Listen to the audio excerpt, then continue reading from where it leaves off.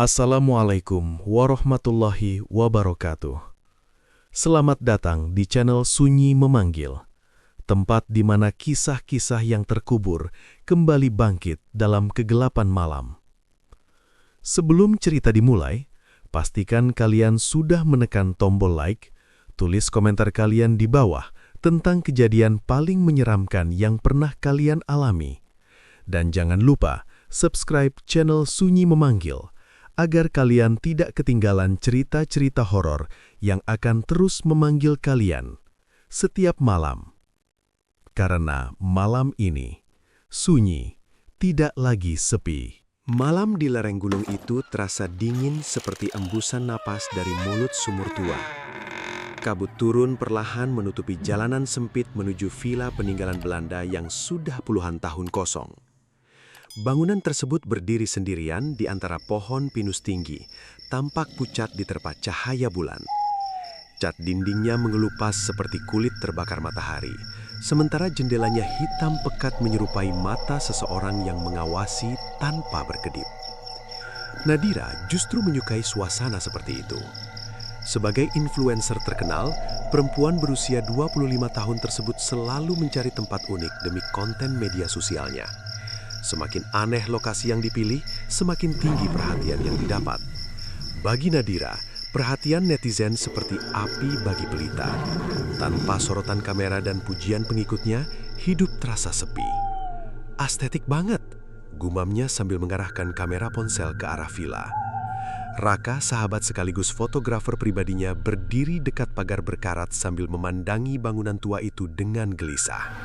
Sejak tiba sore tadi, ia merasa suasana tempat tersebut terlalu sunyi.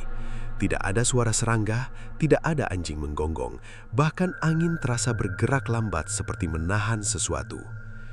"Kita benar-benar mau nginap di sini?" tanya Raka pelan. Nadira tertawa kecil. Justru tempat begini yang bikin viral. Ia melangkah masuk tanpa ragu.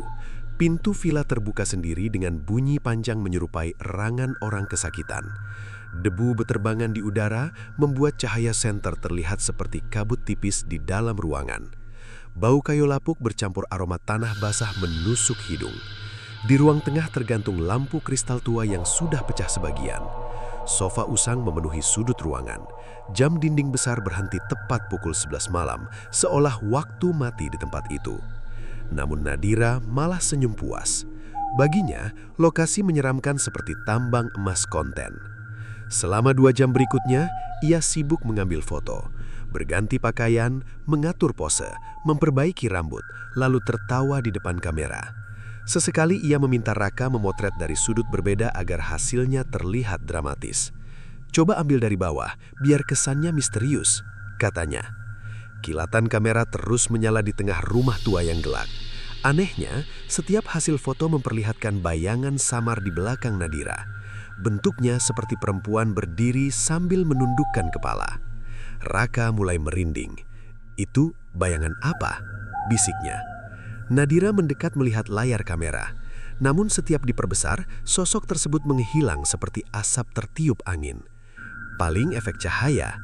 Walau mencoba terdengar santai, tengkuk Raka terasa dingin. Perasaannya tidak enak sejak awal memasuki villa itu. Menjelang tengah malam, akhirnya Nadira memilih satu foto terbaik. Ia berdiri di depan cermin besar ruang tamu dengan gaun hitam panjang.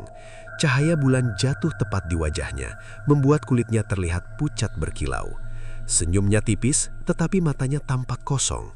Foto itu terlihat sempurna. Tanpa berpikir panjang, Nadira langsung mengunggahnya ke media sosial. Caption sederhana tertulis di bawah gambar. "Kadang tempat paling sunyi menyimpan cerita paling indah." Tak sampai 5 menit, notifikasi mulai berdatangan seperti hujan batu. Ribuan orang memberi suka dan komentar. Angka pengikutnya naik cepat. Ponselnya terus bergetar tanpa henti. "Cantik banget. Lokasinya di mana? Aura horornya keren." Namun di antara ribuan pujian, ada satu komentar yang membuat Raka berhenti bernapas sejenak. "Jangan biarkan matanya melihatmu saat tidur." Akun pengirimnya memakai foto profil hitam polos tanpa nama jelas. Nadira hanya tertawa kecil melihatnya. Netizen sekarang kreatif. Tetapi beberapa detik kemudian, komentar itu hilang sendiri. Raka menelan ludah. Kamu hapus? Enggak. Belum sempat mereka membahas lebih jauh, seluruh lampu villa tiba-tiba mati bersamaan. Gelap langsung menelan ruangan. Suasana mendadak sunyi. Tidak ada suara angin, tidak ada langkah kaki. Hanya terdengar bunyi detak pelan dari lantai atas. Tok, tok, tok. Seperti seseorang berjalan perlahan menggunakan kaki telanjang. Raka menyorotkan senter ke arah tangga kayu. Dadanya mulai sesak. Bayangan hitam terlihat berdiri beberapa detik di ujung lorong atas sebelum menghilang lagi. Nadira, kita pulang sekarang. Belum sempat Nadira menjawab, ponselnya menyala sendiri. Layar yang tadinya gelap berubah terang. Foto yang baru diunggah tadi muncul otomatis. Namun ada sesuatu yang berbeda.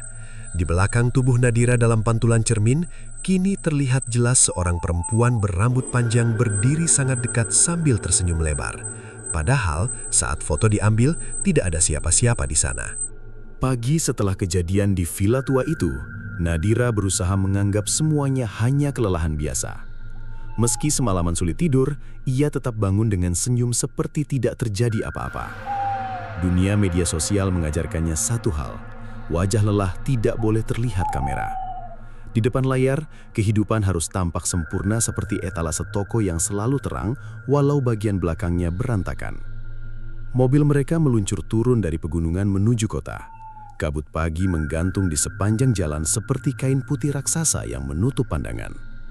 Raka duduk diam sambil sesekali melihat Nadira melalui kaca spion. Sejak meninggalkan villa, perempuan itu terlihat berbeda. Biasanya Nadira cerewet, sibuk membahas konsep konten baru atau membaca komentar penggemar dengan penuh semangat. Kini ia lebih banyak diam sambil menatap layar ponselnya. "Kamu masih mikirin foto semalam?" tanya Raka hati-hati. Nadira menggiling pelan. "Nggak tahu kenapa, rasanya aneh." "Aneh gimana?" "Kayak ada yang terus lihat aku." Ucapan itu membuat suasana mobil mendadak dingin.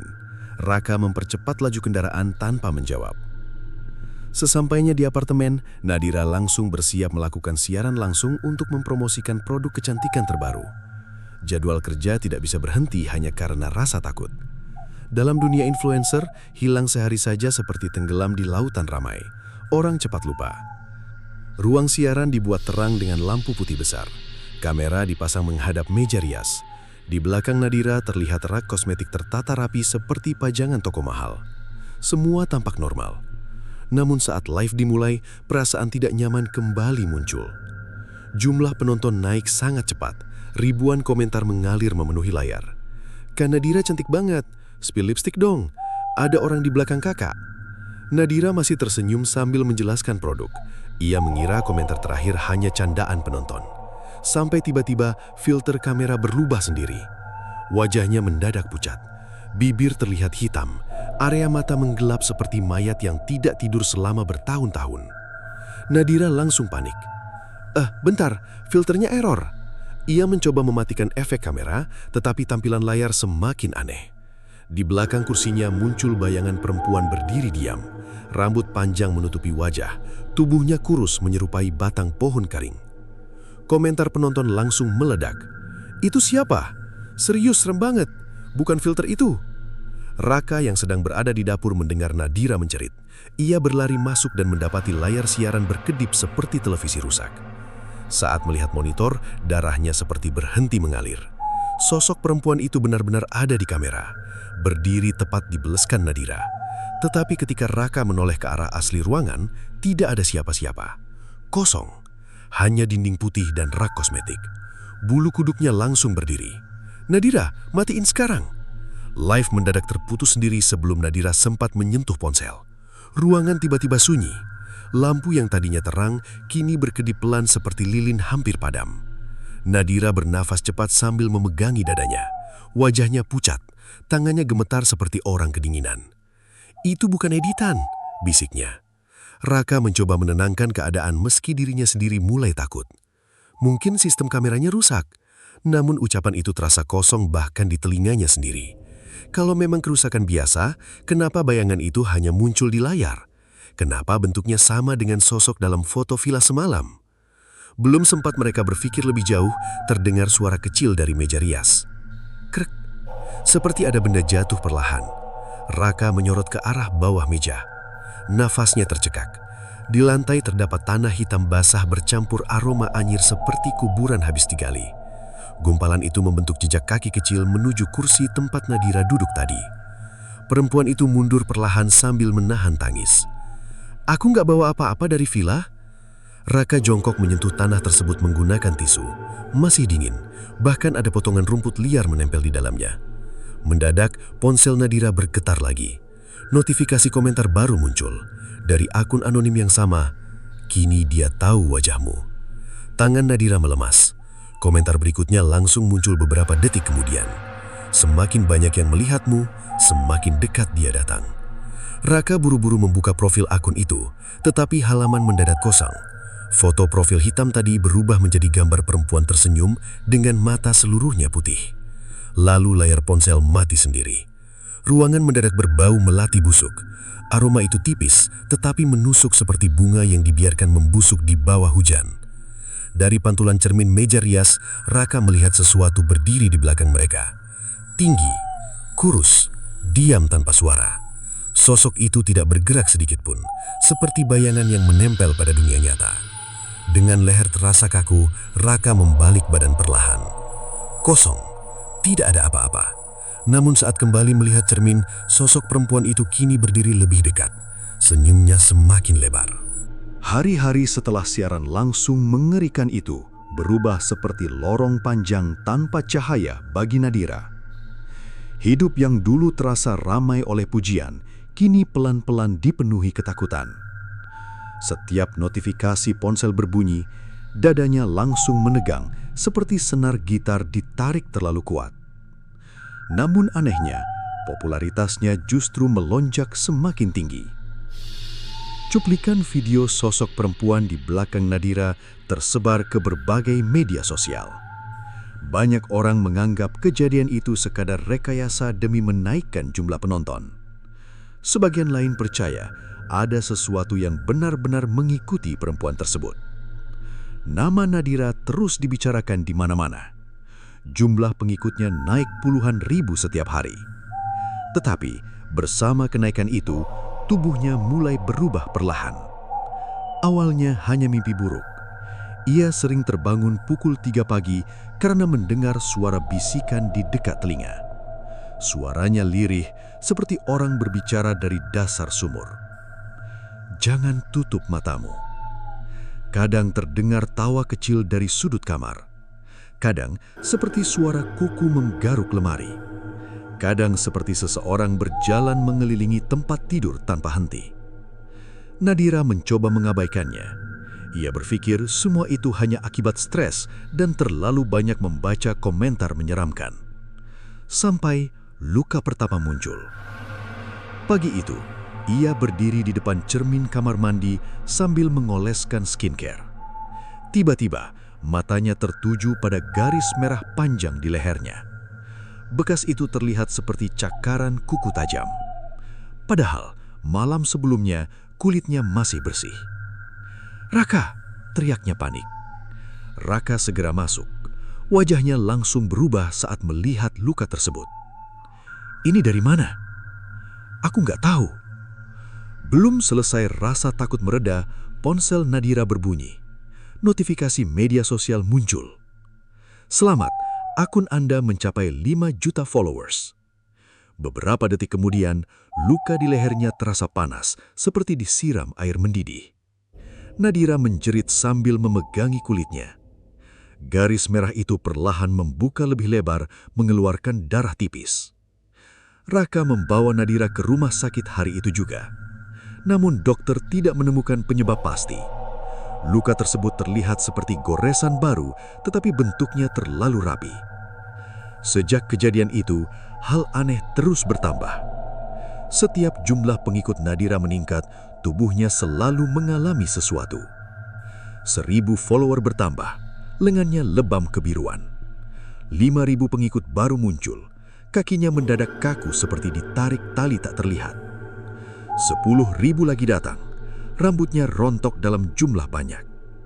Seolah ada hubungan mengerikan antara perhatian orang-orang dengan kondisi tubuhnya. Malam berikutnya menjadi titik paling menyeramkan. Hujan turun deras di luar apartemen. Petir menyambar langit seperti cahaya membelah kain hitam.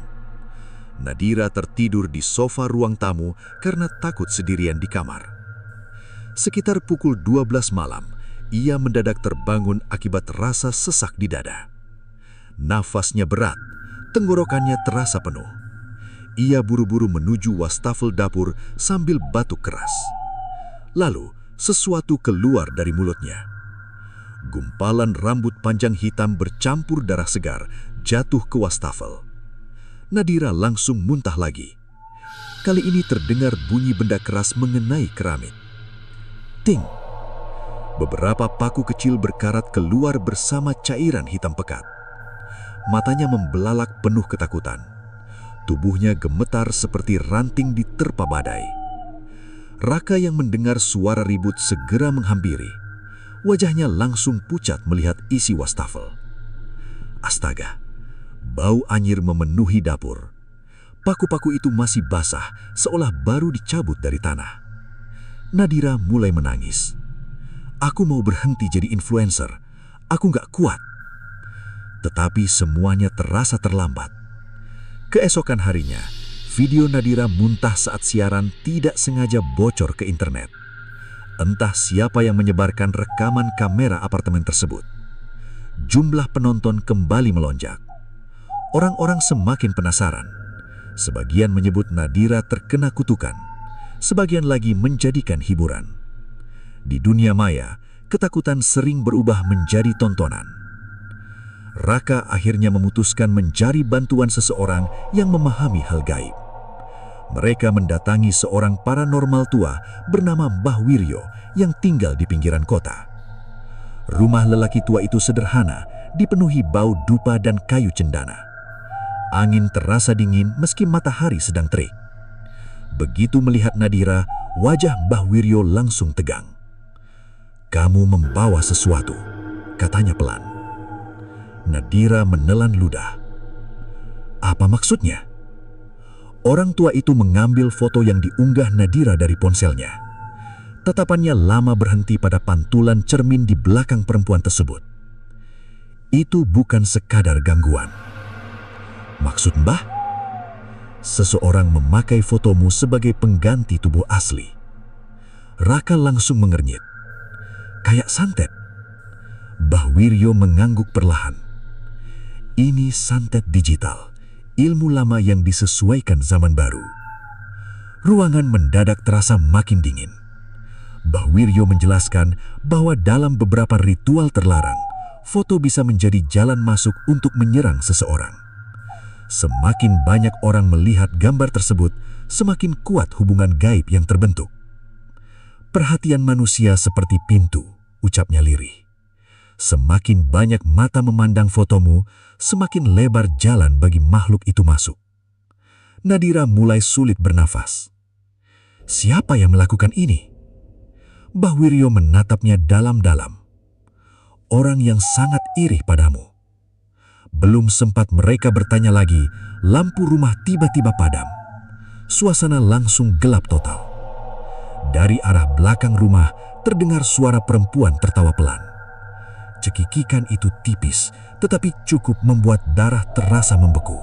Setelah pertemuan dengan Mbah Wiryo, hidup Nadira terasa seperti berjalan di atas jembatan rapuh.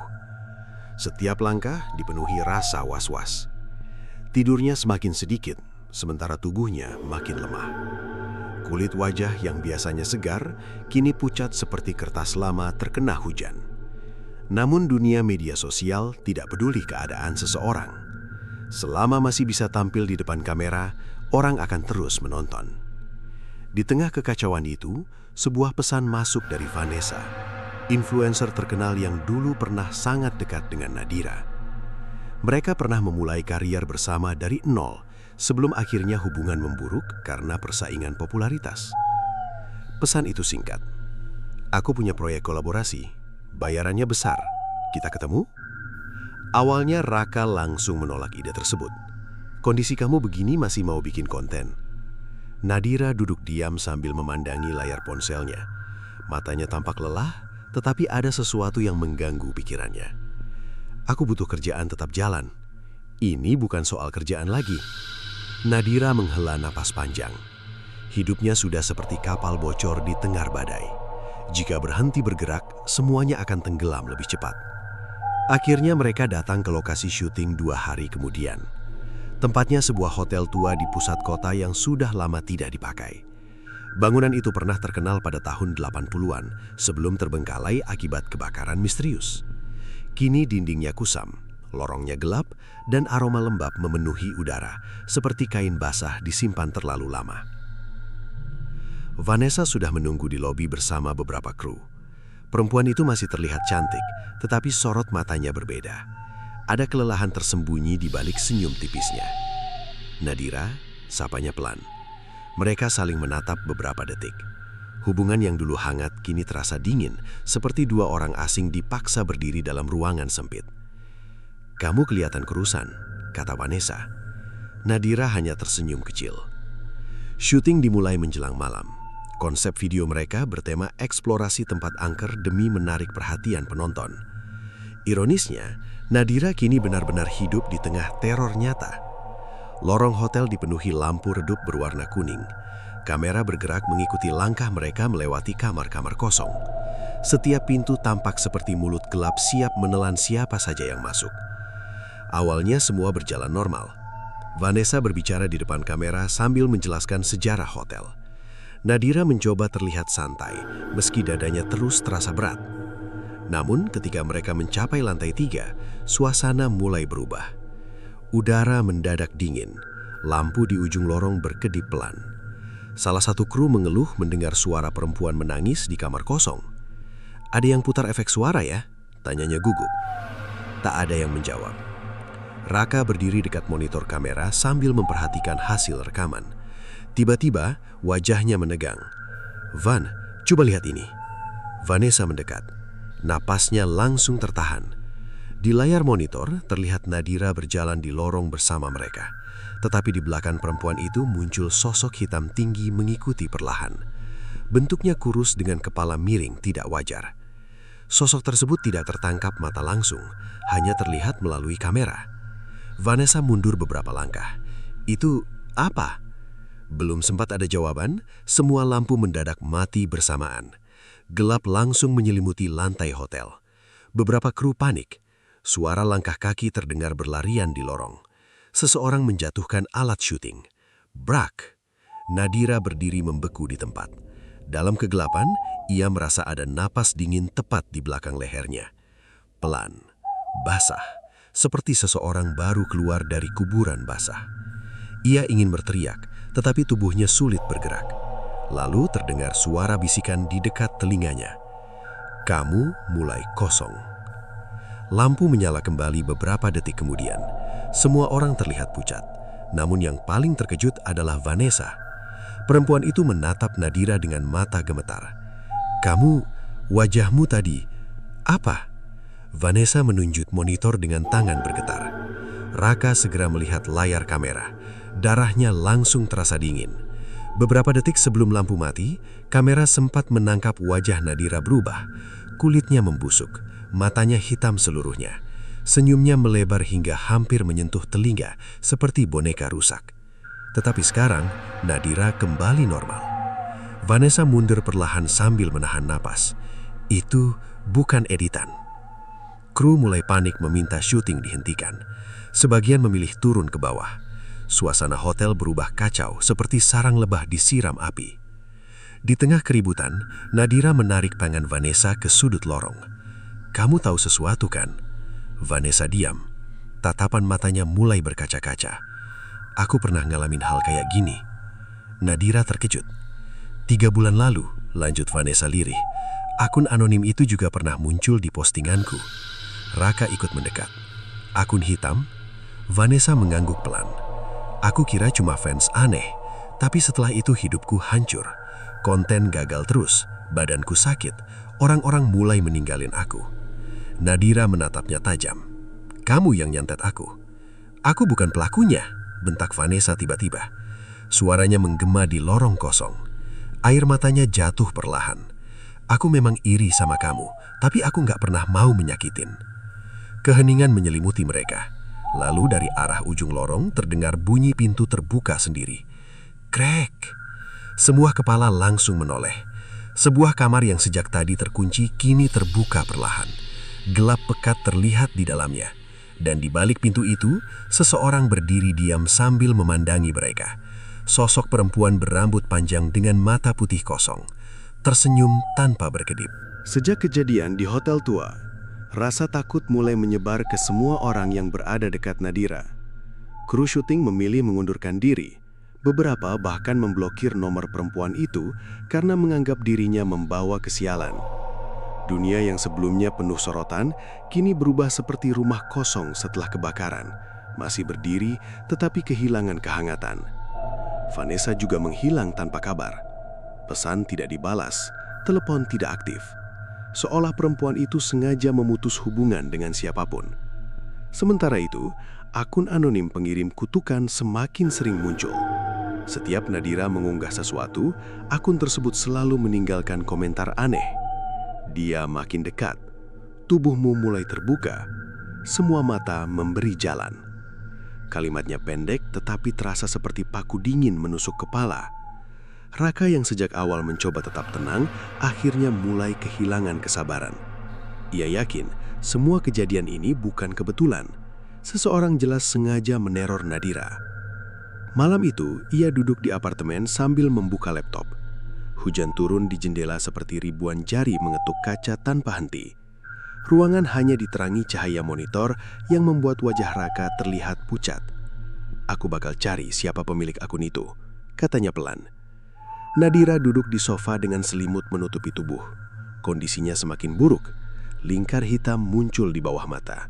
Bibirnya pucat seperti kehilangan darah. Kalau memang manusia, bisiknya lirih. Raka mulai menelusuri jejak digital akun tersebut. Ia memakai bantuan teman lama yang bekerja di bidang keamanan data. Awalnya semua tampak biasa, namun semakin dalam ia mencari, semakin aneh hasil yang ditemukan. Akun itu tidak punya nomor telepon, tidak terhubung email, tidak memiliki lokasi. Bahkan, tanggal pembuatannya berubah-ubah setiap diperiksa. Seperti akun yang tidak benar-benar ada. Ini gila, gumam Raka. Tiba-tiba sebuah data lama muncul di layar. Foto profil akun anonim itu pernah dipakai seseorang bernama Alia Permatasari. Perempuan berusia 20 tahun, meninggal 5 tahun lalu. Raka langsung membeku. Ia membuka berita lama tentang Alia. Artikel itu menjelaskan bahwa gadis tersebut bunuh diri setelah mengalami cyberbullying parah akibat video memalukannya viral di media sosial. Matanya terasa berat membaca komentar-komentar lama di berita itu. Memalukan, cari perhatian, mending hilang aja.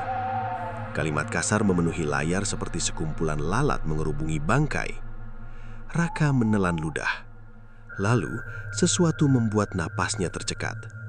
Di antara ribuan akun yang dulu ikut menghina Alia, salah satunya pernah memberi komentar menggunakan akun resmi Nadira. Bukan hinaan besar, hanya emoji tertawa, namun tetap ikut menertawakan. Raka langsung menoleh ke arah Nadira. "Kamu pernah kenal Alia?" Nadira mengernyit bingung. "Siapa?" Raka menunjukkan artikel tersebut. Wajah Nadira perlahan berubah pucat. "Aku lupa." Beberapa detik ruangan menjadi sunyi. Hanya suara hujan terdengar dari luar. Nadira memejamkan mata sambil memijau pelipisnya. Dulu videonya viral banget, semua orang ngebahas dia. "Kamu ikut komentar?" "Aku cuma bercanda." Suara Nadira mulai melemah. Tapi setelah itu dia bunuh diri. Kalimat tersebut terasa seperti batu jatuh di tengah ruangan. Raka mendadak memahami sesuatu. Internet sering terlihat seperti tempat hiburan. Orang tertawa, bercanda, menghina, lalu melanjutkan hidup tanpa berpikir panjang. Namun bagi sebagian orang, satu komentar bisa menjadi pisau yang terus tertancap di kepala. Dan mungkin rasa sakit itu tidak pernah benar-benar hilang. Tiba-tiba layar laptop berkedip. Semua file mendadak tertutup sendiri. Lalu muncul tampilan kamera laptop yang menyala otomatis. Nadira refleks mundur. Di layar terlihat wajah mereka berdua sedang duduk di ruang tamu. tetapi ada satu sosok lain berdiri di belakang sofa. Perempuan muda dengan leher miring dan mata kosong. Rambutnya basah seperti baru keluar dari sungai. "Itu Alia," bisik Nadira gemetar. Seketika layar mati. Lampu apartemen ikut padam. Gelap memenuhi ruangan. Napas Nadira mulai memburu. Dadanya terasa sesak seperti ditekan batu besar. Dari arah dapur terdengar suara kursi bergeser pelan. Kret. Raka mengambil senter ponsel. Cahayanya bergerak menyapu ruangan. Kosong. Namun ketika sinar menyentuh dinding dekat meja makan, terlihat tulisan basah seperti dibuat pakai lumpur. "Aku masih melihat." Nadira jerit. Tulisan itu perlahan menetes seperti darah bercampur tanah. Bau anyir memenuhi udara. Raka segera menarik Nadira menjauh. Tangannya sendiri mulai gemetar. Lalu ponsel Nadira berbunyi. Notifikasi siaran langsung muncul. Padahal aplikasi belum dibuka. Dengan tangan dingin, Nadira melihat layar. Live sedang aktif. Penontonnya sudah puluhan ribu. Komentar terus bergerak cepat. "Kok gelap? Kok itu siapa di belakang? Dia berdiri dekat dapur." Raka langsung menyorotkan cahaya ke arah dapur. Kosong. Tetapi dari layar ponsel terlihat jelas seorang perempuan berdiri di sana sambil menatap kamera. Senyumnya perlahan melebar. Mata putihnya tampak kosong seperti boneka rusak. Lalu terdengar suara lirih keluar dari speaker ponsel. "Aku belum selesai." Siaran mendadak terputus sendiri. Ruangan kembali sunyi. Namun beberapa detik kemudian terdengar bunyi notifikasi baru. Akun anonim itu kembali mengirim komentar. "Kalian semua ikut membunuhku." Dan tepat di bawah kalimat tersebut muncul daftar nama beberapa orang yang dulu pernah menghina Alia di media sosial. Sebagian nama diberi tanda merah. Semua orang bertanda itu ternyata sudah meninggal secara misterius dalam 2 tahun terakhir. Apartemen Nadira tidak lagi terasa seperti tempat tinggal. Ruangan itu berubah menjadi sangkar ketakutan yang pelan-pelan menggerogoti kewarasan. Setiap sudut terlihat mencurigakan. Cermin mulai ditutupi kain. Lampu dibiarkan menyala sepanjang malam. Namun rasa aman tetap tidak datang. Setelah mengetahui kaitan antara Alia dan akun misterius tersebut, tidur menjadi hal mewah bagi Nadira. Setiap kali memejamkan mata, ia melihat wajah perempuan muda itu berdiri di tengah keramaian sambil dihina ribuan orang. Suara tawa netizen bercampur tangisan terdengar seperti pasar penuh roh gentayangan. Tubuh Nadira juga semakin lemah. Kadang suhu badannya mendadak dingin seperti mayat. Kadang jarinya bergerak sendiri saat memegang ponsel. Kadang ia merasa ada seseorang duduk di samping ranjang walau kamar kosong. Raka mulai sadar keadaan sudah jauh lebih berbahaya daripada dugaan awal. Semua kejadian terasa seperti jaring laba-laba besar. Semakin mereka bergerak mencari jalan keluar, semakin kuat sesuatu itu membelit. Akhirnya mereka kembali menemui Mbah Wiryo. Kali ini rumah lelaki tua tersebut tampak lebih suram. Asap dupa memenuhi ruangan seperti kabut tipis yang menggantung tanpa arah. Bau cendana bercampur tanah basah memenuhi udara. Begitu melihat Nadira masuk, wajah Mbah Wiryo langsung berubah tegang. "Dia sudah masuk terlalu dalam," ucapnya lirih. Raka duduk cepat. Mbah tahu cara menghentikannya. Orang tua itu tidak langsung menjawab. Ia mengambil beberapa lembar foto dari meja kayu tua. Semua gambar menunjukkan wajah Nadira yang diambil dari media sosial. Beberapa foto penuh noda hitam, sebagian lagi tertusuk jarum kecil. Nadira membelalak ngeri. "Itu foto aku." Mbah Wiryo mengangguk pelan. Ritualnya memakai media gambar, cara lama yang berubah mengikuti zaman. Tangannya yang keriput menunjuk layar ponsel Nadira. Dulu orang memakai lukisan atau kain milik korban, sekarang cukup foto digital. Ruangan terasa semakin dingin. Mbah Wiryo lalu menjelaskan sesuatu yang membuat darah mereka seperti berhenti mengalir. Dalam ilmu santet tertentu, perhatian manusia bisa menjadi sumber kekuatan. Semakin banyak orang melihat sebuah foto, semakin kuat hubungan antara korban dan pengirim kutukan. "Tatapan manusia itu seperti membuka pintu," katanya. "Pelan. Kalau jutaan mata melihat wajahmu setiap hari, jalan masuknya jadi sangat besar." Nadira menunduk lemas. Jadi semua popularitas yang dulu dibanggakan kini berubah menjadi bahan bakar teror. Mbah Wiryo kemudian menunjukkan satu foto berbeda. Gambar itu memperlihatkan wajah Nadira tercetak di atas kain kafan kecil. Ada bekas tusukan jarum di area mata dan mulut. Pelaku menusuk bagian tubuh tertentu sambil membaca mantra. Raka mengepalkan tangan. Siapa sebenarnya orang ini? Orang yang dipenuhi iri dan dendam. Belum sempat suasana meredah, Nadira mendadak memegangi kepalanya. Tubuhnya bergetar. Nafasnya memburu, matanya perlahan bergerak ke atas hingga hanya bagian putih terlihat. "Mbah!" teriak Raka panik. Namun Mbah Wiryo justru tampak semakin khawatir. Dia sudah mulai dipakai. Kalimat itu membuat bulu kuduk Raka berdiri. Tiba-tiba Nadira tertawa kecil. Suara tawanya berbeda, lebih berat, lebih pelan, seperti dua suara berbicara bersamaan. Ia mengangkat wajah perlahan menatap mereka. Senyumnya melebar tidak wajar. "Aku terkenal sekarang," bisiknya. Raka mundur beberapa langkah. Itu bukan suara Nadira. Lampu rumah mendadak berkedip-kedip. Asap dupa bergerak liar seperti tertiup angin besar padahal jendela tertutup rapat. Lalu ponsel Nadira menyala sendiri. Aplikasi siaran langsung terbuka otomatis. Kamera depan aktif. Live dimulai tanpa disentuh siapapun. Penonton langsung berdatangan sangat cepat. Puluhan ribu, ratusan ribu. Komentar memenuhi layar seperti banjir. "Apa ini settingan?" Kak Nadira serem banget. Matanya kenapa? Serius merinding. Ada bayangan belakangnya. Di layar live terlihat sosok hitam berdiri di belakang Nadira. Tubuhnya tinggi kerus dengan rambut panjang menutupi wajah. Namun saat Raka menoleh langsung ke belakang, ruangan kosong, tidak ada siapapun. Jantungnya berdegup semakin keras.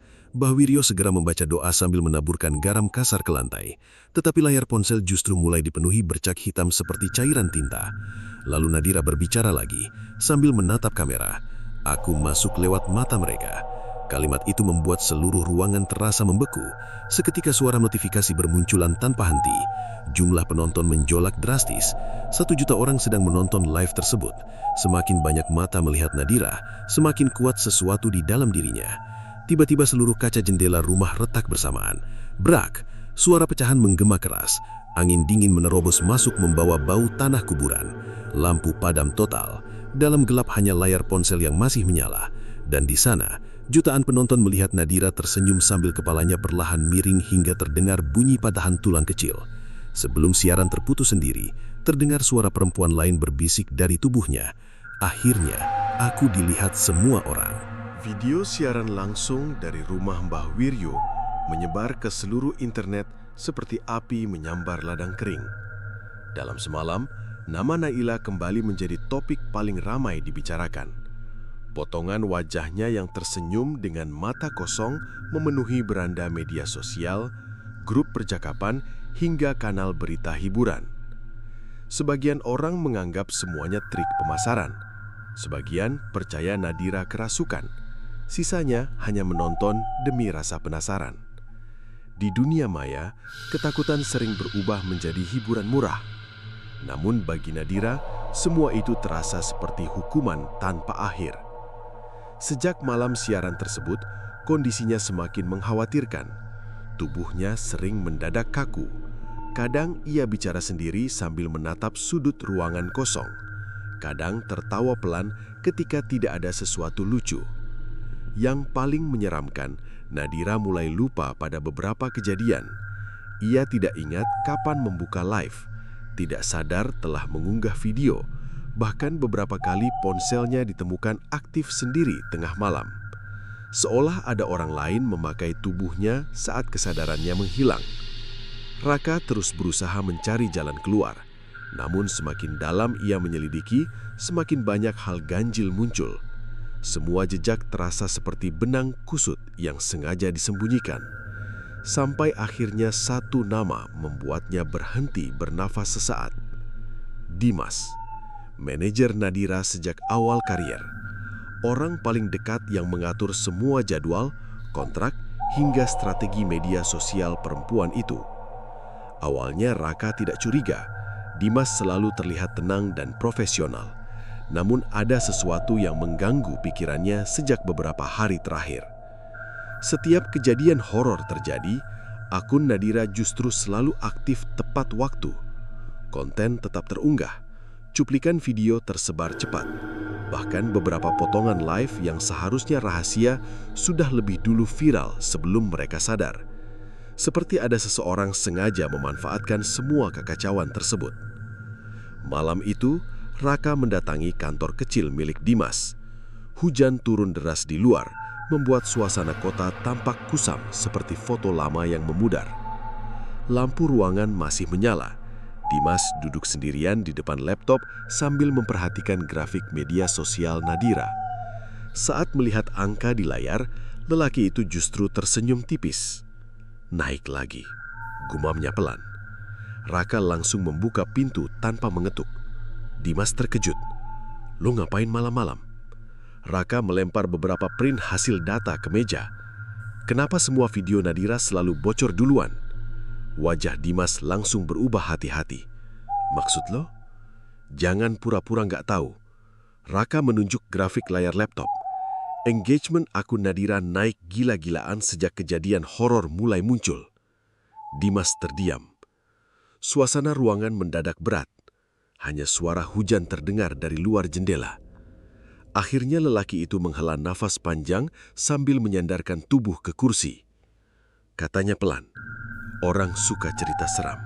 Semakin takut, semakin mereka nonton." Raka membelalak marah. "Lo manfaatin keadaan dia." "Ini dunia konten," bentak Dimas tiba-tiba. "Kalau orang tertarik, kita kasih apa yang mereka mau." Tatapannya mulai liar. Follower Nadira naik jutaan dalam seminggu. Brand besar mulai masuk lagi. Semua orang ngomongin dia. Raka mengepalkan tangan. Dia hampir mati. Namun Dimas justru tertawa pendek seperti orang kelelahan. "Awalnya gue pikir itu cuma settingan bagus." Kalimat tersebut membuat udara terasa makin dingin. Raka perlahan menyadari sesuatu. Awalnya, Dimas menunduk. Wajahnya kini terlihat pucat. 3 bulan lalu ada akun anonim yang hubungi gue. Jantung Raka berdegup lebih keras. Akun itu bilang bisa bikin Nadira viral lebih besar dari sebelumnya. Dan lo percaya? Gue cuma disuruh terus unggah foto Nadira. Jangan biarin akun dia sepi. Suara Dimas mulai gemetar. Awalnya gue kira cuma permainan algoritma atau manipulasi psikologis. Dia membuka laci meja dengan tangan bergetar, lalu mengeluarkan beberapa foto cetak Nadira. Semua gambar penuh simbol aneh dan noda hitam. Raka langsung merinding. Dia ngirim ini. Dimas mengangguk pelan. Akun itu bilang semakin banyak orang melihat Nadira, semakin kuat daya tariknya. Ruangan terasa sunyi seperti kuburan setelah hujan. Tiba-tiba layar laptop Dimas berkedip sendiri. Grafik media sosial menghilang, berganti tampilan kamera. Mereka berdua langsung membeku. Di belakang kursi Dimas terlihat sosok perempuan berdiri diam. Rambut panjang menutupi wajah, tubuhnya kurus menyerupai bayangan pohon mati.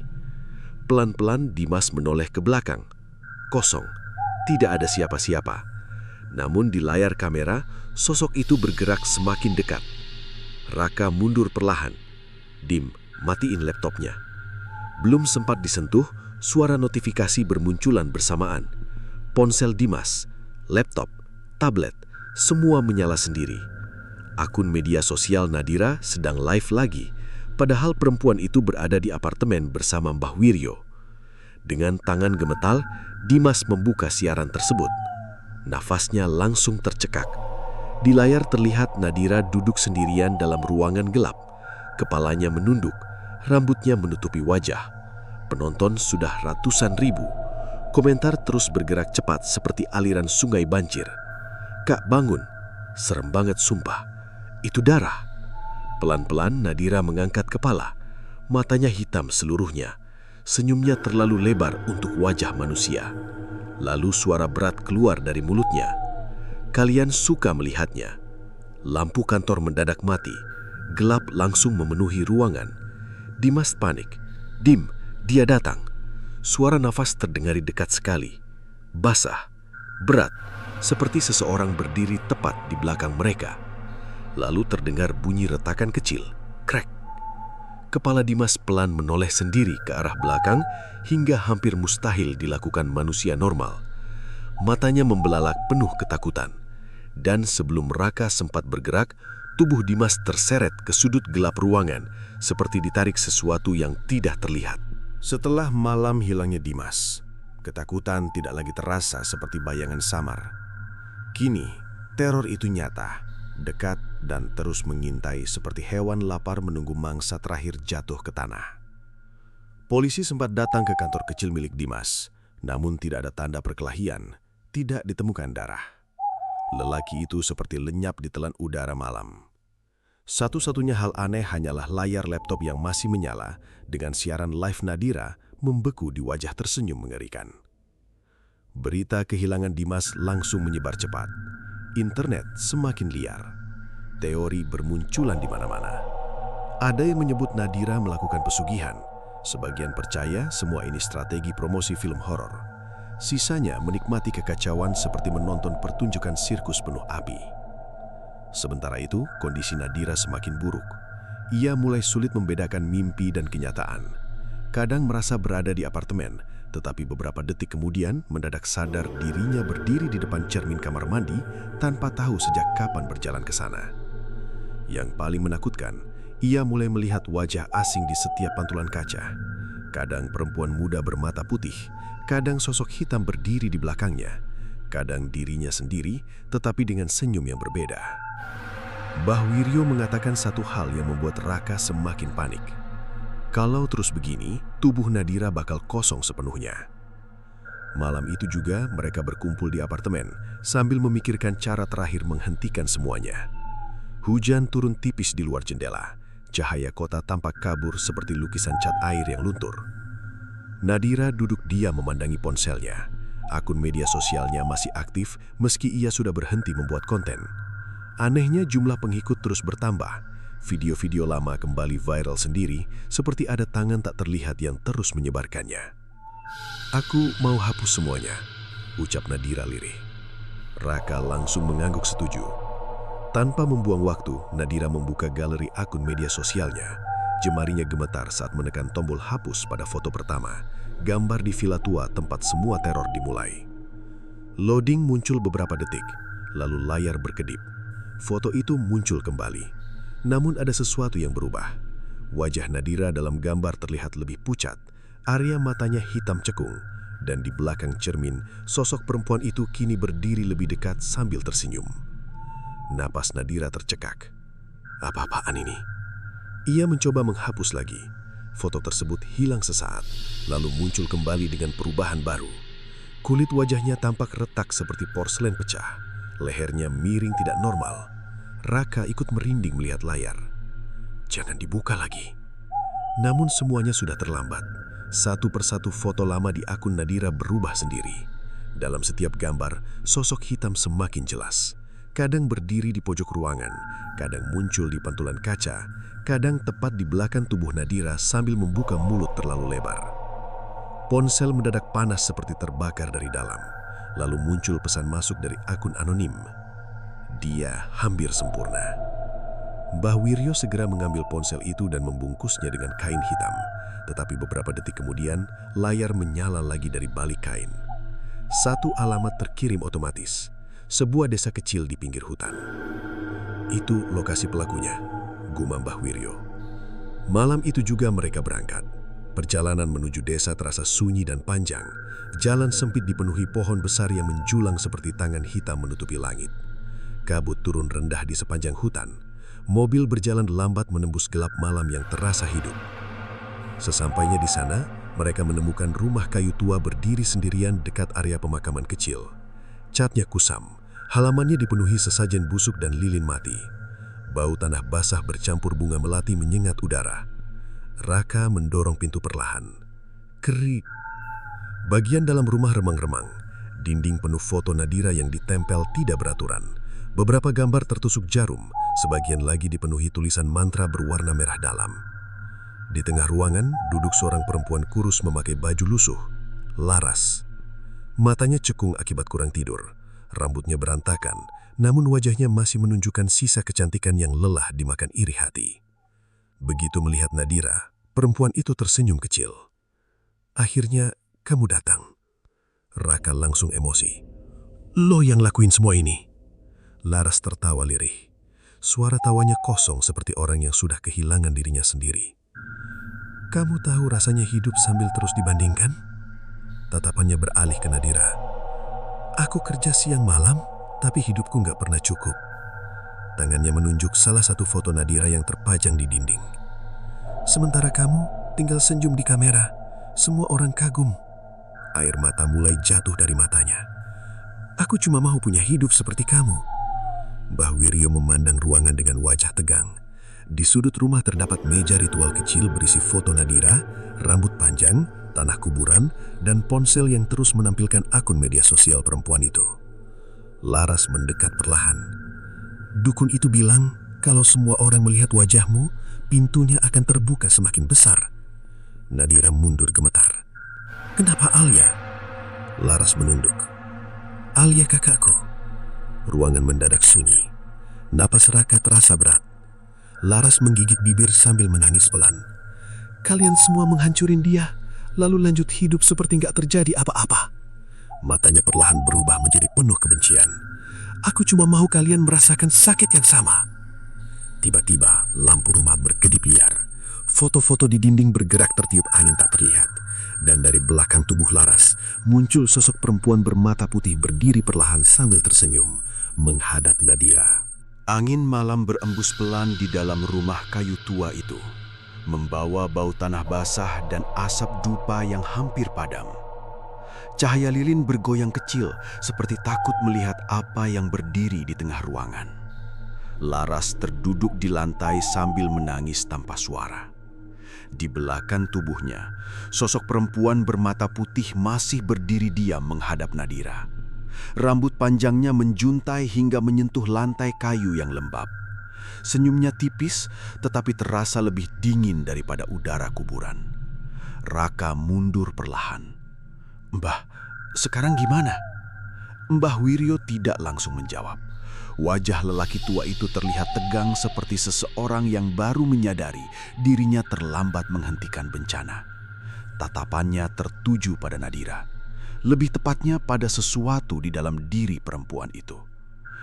Bukan santetnya yang paling berbahaya, bisiknya lirih. Nadira mulai gemetar. Apa maksud Mbah? Orang tua itu melangkah mendekat sambil membawa mangkuk kecil berisi air doa. Tangannya bergetar ketika memercikkan air ke wajah Nadira. Biasanya tubuh korban santet akan bereaksi kesakitan, namun Nadira hanya diam. Tersenyum kecil. Saat itulah wajah Mbah Wiryo berubah pucat. Ya Tuhan. Raka langsung panik. Apa? Suasana mendadak terasa sesak. Hening memenuhi rumah seperti kain hitam menutup semua suara. Mbah Wiryo menatap Nadira dengan mata penuh ketakutan. Perempuan ini bukan manusia sepenuhnya lagi. Kalimat itu membuat darah Raka seperti membeku. Nadira menggeleng cepat. Enggak, aku masih sadar. Tetapi suaranya terdengar aneh, sedikit menggema, seperti ada suara lain berbicara bersamaan dari tenggorokannya. Mbah Wiryo menarik napas panjang sebelum akhirnya mengungkap sesuatu yang selama ini tersembunyi. Malam pertama di villa tua itu, Nadira sebenarnya sudah mati. Ruangan terasa runtuh dalam sekejap. Raka membelalak tidak percaya. Itu mustahil. Mbah Wiryo menatap tajam. Ingat foto di depan cermin? Raka perlahan terdiam. Lelaki tua itu melanjutkan dengan suara berat.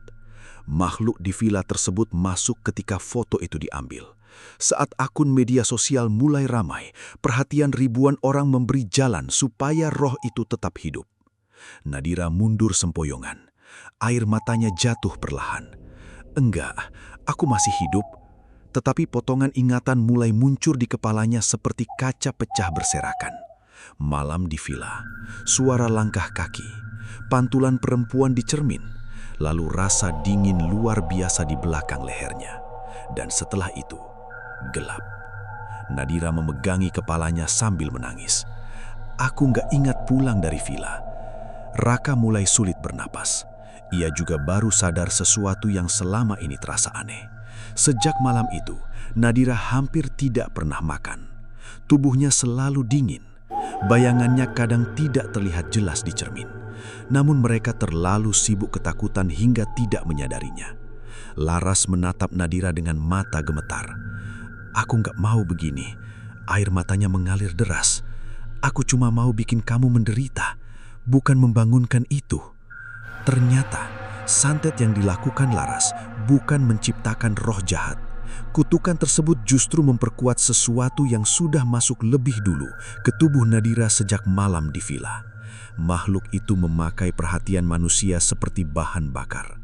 Semakin viral Nadira, semakin kuat dirinya hidup. Tiba-tiba semua lampu rumah padam bersamaan. Gelap langsung memenuhi ruangan. Angin dingin berputar liar. Foto-foto di dinding berjatuhan satu persatu. Brak, brak, brak. Suara retakan terdengar dari tubuh Nadira.